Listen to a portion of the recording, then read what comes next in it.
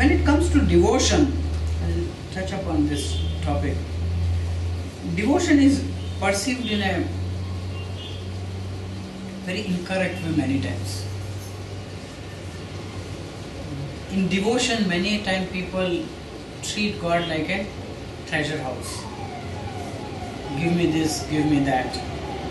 Some people treat God like a dumping hole. Take my this misery, take my that misery, take my this problem, all this problem, fix that. Some business people treat God like a bookkeeper. This payment is stuck there, that business is all about money flow. So some people treat God as account keeper, bookkeeper. Get me this fund, God help me get money from this guy. That's how it goes in prayers. But God is neither a treasure house, nor a bookkeeper, nor a dumping hole. A true value of devotion is very beautifully described in many verses in chapter 12 of Bhagavad Gita. So here, definition of true devotee is defined. Why I am touching of devotion is that at the end of the day, we are all part of this whole. This whole is God and we are God. And to realize the God in us, there is only one way, which is devotion. And it is only through devotion we surrender our ego. Only through devotion we get so much clarity in life. We get immense strength to face challenges in life. Our doubts gets replaced with decision.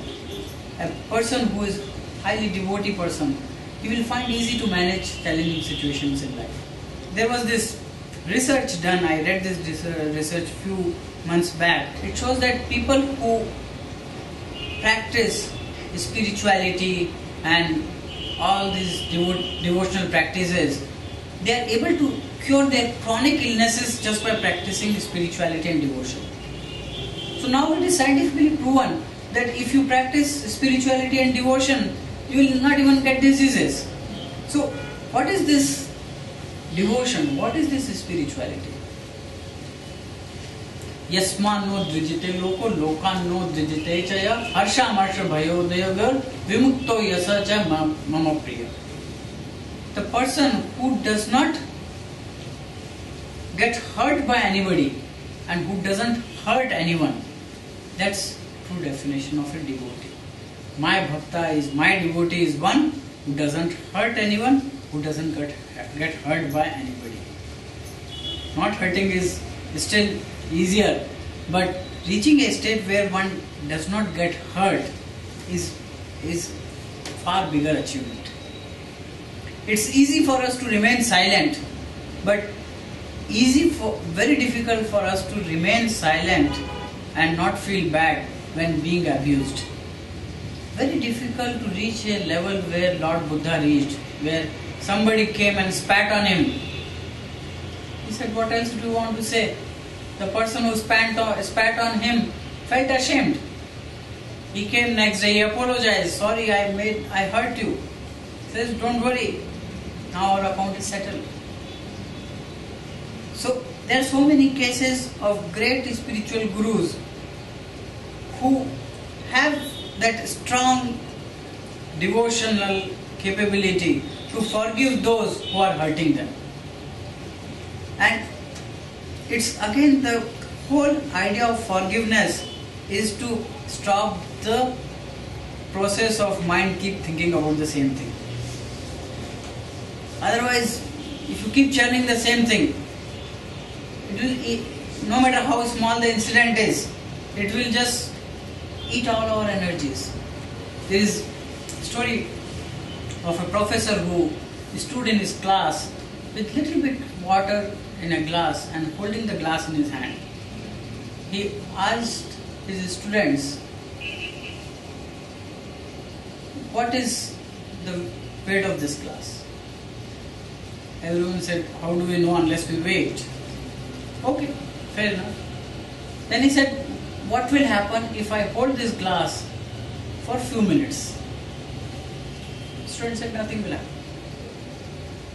What will happen if I hold this glass for a few hours? He said, your hand will start paining. Then he said, what if I hold this class for many hours? Then student said that you might have to go to hospital. You might get paralyzed. Then one student said, put the glass down. So then professor said that this is what you have to do with your life. There are so many small worries. We keep holding them like a glass with little water. But if that little water also, if you hold it for a few hours, it will paralyze you.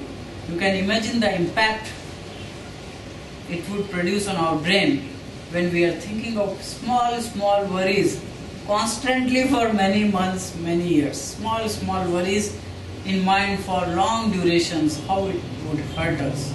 That's why beautiful verse of Bhagavad Gita chapter 2, dhyayato vishyan pusa sangaste shubjayate sangat sanjayate kama kamat krodot vijayate krodat bhavati sammoha sammoha smriti vibram smriti branshat buddhinasho buddhinashat pranashati. It's at the desire level, it's at the thought process level.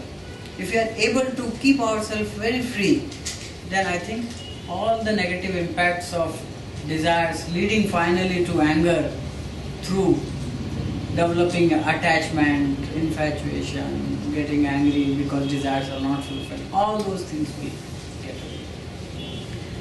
Going back to devotion, yo na rishyati na dveshyati na shochati na kankshati. Shubha Shubha Parityagi yo mad bhakta same priya. One who doesn't become very happy, one who doesn't become very sad. Neither he becomes sad, na shochati, nor he desires, na kankshati. Shubha Shubha Parityagi. He is totally away from success and failure. That is definition of my true devotee. See, when Harshit and Dvesh, feeling good and feeling bad, these are again two extremes. So, whenever between friends, when both are happy, they will be full of exaggerated promises. When both are angry, they will be full of exaggerated insults. Whether it is exaggerated promise or exaggerated insult, there is falseness. It's not true. You are saying more than what you can do. You are insulting more than what you should be doing. You are promising more than what you can really deliver. So there is a falseness in this. And wherever there is falseness, the trust is missing. The trust will go down. And wherever the trust is not there, that's where the downfall is very near. So, yo na rishyati na dveshyati.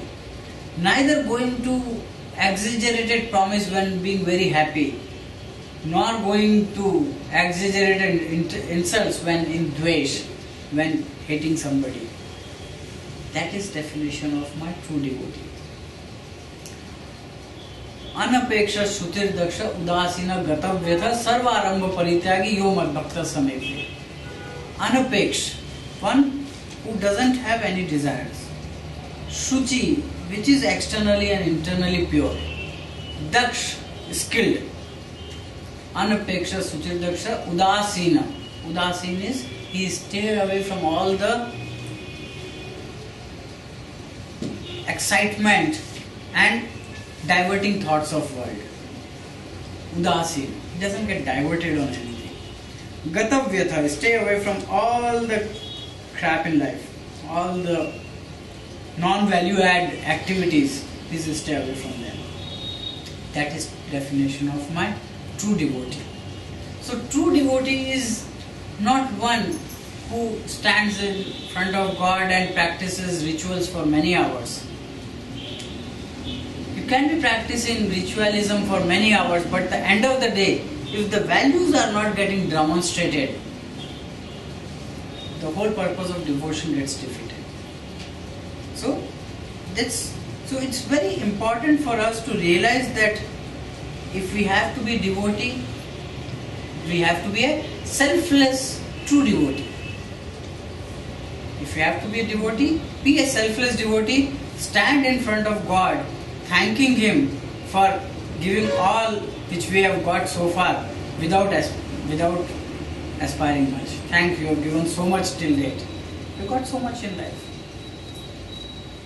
If we are at least able to move, we have full body working, we have got all the things in life. There is beautiful management theory by Clayton P. Alderfer, which is ERG theory.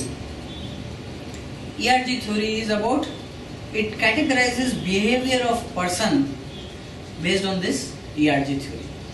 So some people behave in certain manner because of existential need, psychology and safety needs, food, hunger, thirst, basic existential need. Relatedness, R is for relatedness, is for social and external esteems. Involvement with family, friends, superiors, employees, peers. That is relatedness. And third is growth. Growth is for self-actualization, inner consciousness. The interest to do something which is more productive, which is giving value, which is giving more satisfaction in life, is growth. So now if you look at it, if you see ERG theory, we will see at least most of us will fall into that relatedness category. We are definitely not worried about our existential needs. Hunger, thirst, everything is satisfied. But most of us get stuck with relatedness. I follow my neighbor follows me. The whole reason we are wearing particular type of dresses is because we got influenced by seeing somebody in these dresses. It's not our natural choice. It's not our natural choice that we wear certain dresses. We wear certain dresses because of an influence. So that's what relatedness is all about. Everyone has TV in their home because it started at some time. Oh, he has got TV, I should also get TV, and that's all. Everyone has it. So this is what we live in, a world which is relatedness. And that's where, from a corporate perspective, relatedness is one of the root cause for all the stress in organizations. Even not only organization, even at a student level, relatedness is very, very deep problem where everyone wants their kids to pursue certain areas. Because look at this person's kid, look at that person's kid, they are pursuing this, so we should also pursue this. Look at from a corporate perspective, oh, this guy has got this much hike, I didn't get this much hike. Oh, this guy could reach this level, I could not reach at this level. So this relatedness is a root cause of all problems, and if we learn that we are the most unique person in the world, I cannot be compared in any manner with anybody on any parameters. I am unique in my own way and I should move in my own way. There should not be same parameters should not be applied because my brain is totally different, my anatomy is totally different, my surroundings and my characteristics are totally different. So everyone is uniquely placed in this world, and that's why when we call this entire world illusion, it's not everyone is looking at illusion which is same for all. It is different for everyone. What you perceive in this is very different from what he will perceive or what other will perceive. Everyone looks at the same situation from this different perspective. I think we have to realize that there is this uniqueness in us which is placing us apart, and we should move away from this relatedness all the time. And that's where we will achieve most in life and we can enjoy most in our life if we try to move into the growth phase, doing activities which are value oriented, producing some valuable things, contributing something for larger cause, not just living day-to-day life. There is a beautiful verse in Bhagavad Gita chapter 3. Ishtan bhogan hi vo deva dasyante. So, the person who eats all that nature gives without giving back to nature, without giving enough sacrifices, is like a thief. Ishtan bhogan hi vo deva dasyante yajna bhavita ter dattan pradayebhyo yo bhukte stena evasa. Stain means thief. A person who is consuming all which nature gives without giving something in return as sacrifices is equivalent to a thief. So we have to realize that relating it with management theory also, relating it with the stress also, relatedness is causing all our stress. It is only that growth and self-actualization which will help us in purifying ourselves and achieving the stable and happy state.